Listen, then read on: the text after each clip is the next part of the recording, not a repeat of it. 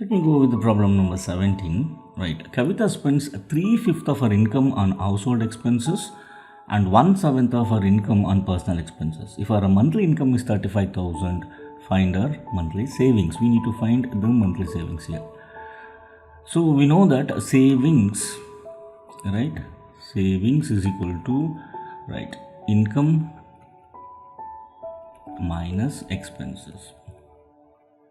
Right, here income we know that is going to be 35,000. Right, we have to find the expenses. Now she spends 3/5 of her income on household expenses. Let us find how much expenses she incur in household expenses. Right, household expenses is going to be 3/5 of our monthly income, that is nothing but 35,000. So which is nothing but 3 by 5 into 35,000. So if you simplify, 5 ones are 5 sevens are, this is going to be 7,000. See, 3 into 7,000, which is going to be 21,000. Right. Similarly, let us find the personal expenses.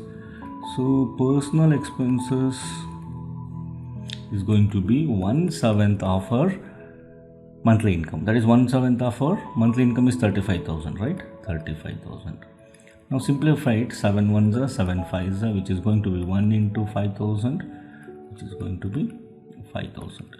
So total expenses is going to be 21,000 plus 5,000. So which is nothing but 26,000 rupees. Right.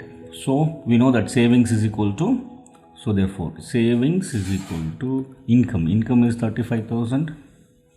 Expenses, total expenses 26,000.